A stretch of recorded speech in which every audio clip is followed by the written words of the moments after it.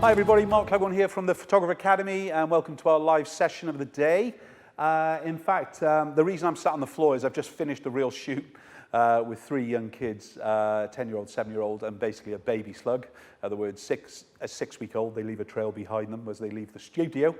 And yeah, great energy, but I'm absolutely shattered. It's been a long day in studio anyway, but we kind of promised we were going to live each Wednesday, so we're kind of honouring our promise.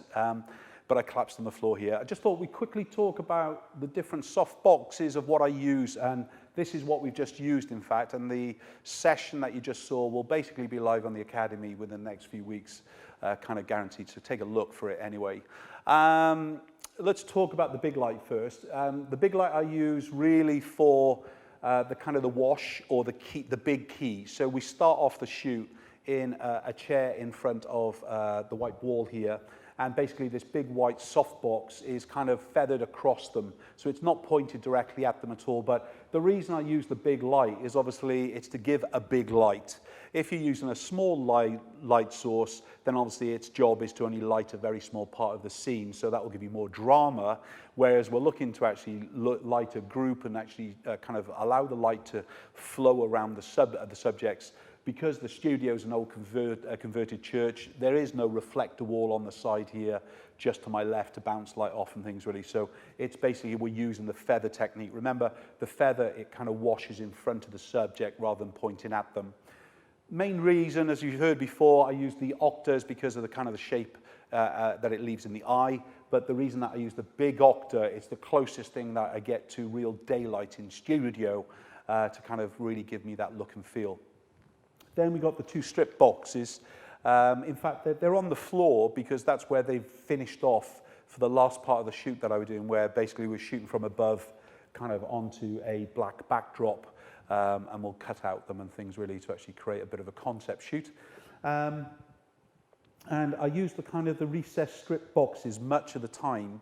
These are Rotolux boxes with an accessory on the front.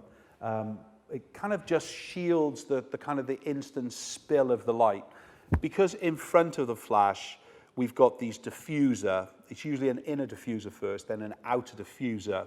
As it exits the outer diffusion, it just basically scatters. And when it scatters, if it's right on the edge of your set, it tends to actually leave a bit of a kind of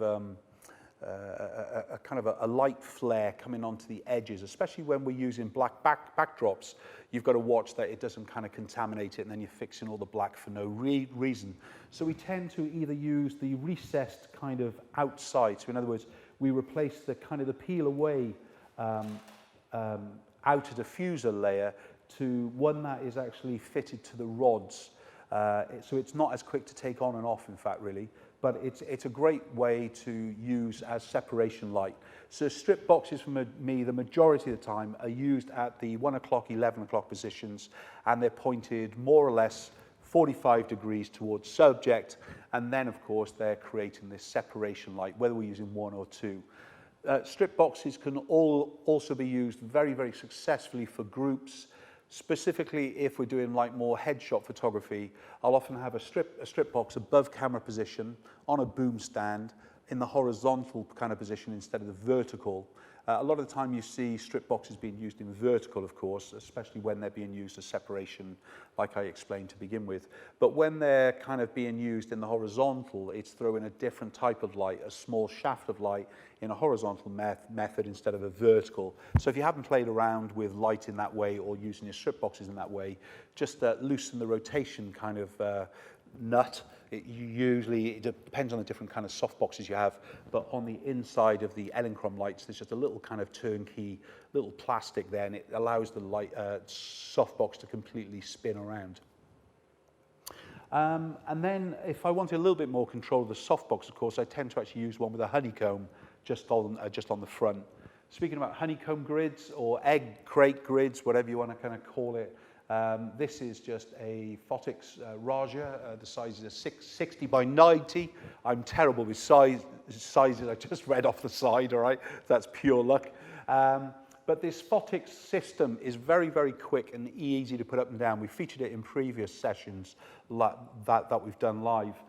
But the great news about them, they're affordable, and basically they already come with the egg crates, whether you ever use them or not. It is really a great accessory. I suppose the only negative, there's only one diffusion layer of light that comes with it. So whether you want an inner diffuser, whether you attach one, create your own, whatever. But they're really good when I want to use gels, sheets of gels inside the softbox. I can kind of clip them just with little kind of clips within the box itself. So I get a big spread of colored light, but just a little bit of soft colored light as well with it. So the kind of look and feel that you've got here, as I said, it's real at the end of a session. All we've done is move the big Octa into the shot instead of actually, for the last kind of the setup we did where we were photographing down onto the black, it was basically just being used as a wash light, big in the background and things really. As far as the day-to-day techniques in a session's concerned, I've been using a combination of lenses today. The 24-105 lens it's a kind of a go-to lens for me when I'm photographing groups, because it allows me to shoot kind of variety with no kind of big headache. But you will see in many films me rushing offset to change to a prime lens. I am a prime photographer, and the shoot that we just did with the 3 boys, I shot everything from a 50mm, 100mm macro to the 24-105 lens and things really. So again, it's just down to what is right for you. 24-105 is ideal for me when I'm using the shoot from above, wide angle lens, 24mm, to actually make sure I kind of got the whole body in without having to go very, very high up in size and space. What else did we use? Nothing really. A few little props, a few little kind of drapes to kind of add into the scene. But I suppose as mainly this session is about the lighting that I just used on a shoot, I suppose it's worth to talk about the Skyport trigger that makes these lights fire. It also can control the power of the flash. So probably most of the time in most of my shoots, I'm either running in the all or I'm running in group 1. Group 1 is always the key light, so it's always the main light source itself. So if nothing else fires, I know I've always got that sellable image, because the key light, the main light, is always the one that all the metering is perfected for. So for instance, if I just press the test trigger on here, it fires all the lights without any trouble. Excuse me. If I turn it into group 1, it means just the big Octa light will fire.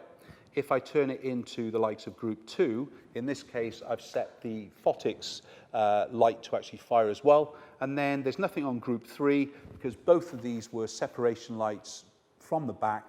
So they're both on group 4, so I can either go to group 1 or all and so on. And then obviously if I kind of fire the both, then basically they're both going to fire together. If I wanted them individually, especially when I'm metering them up to get perfect exposure, then obviously they'd be set on different groups originally, so I can get a perfect exposure. And you know I work with a meter the whole time to set the studio up. But if you look in the shoots, in fact, once I've kind of metered for the exact shot, then I really don't need to do much work, because basically the light is going to not move too far out of its fixed place to begin with. And if it is going to move, it's usually going to work on an arc. That's me done. I hope you've enjoyed another Academy Live, and we'll try and get this film and the real shoot that we just did on Academy ASAP for you. Take care. See you all soon. Bye-bye.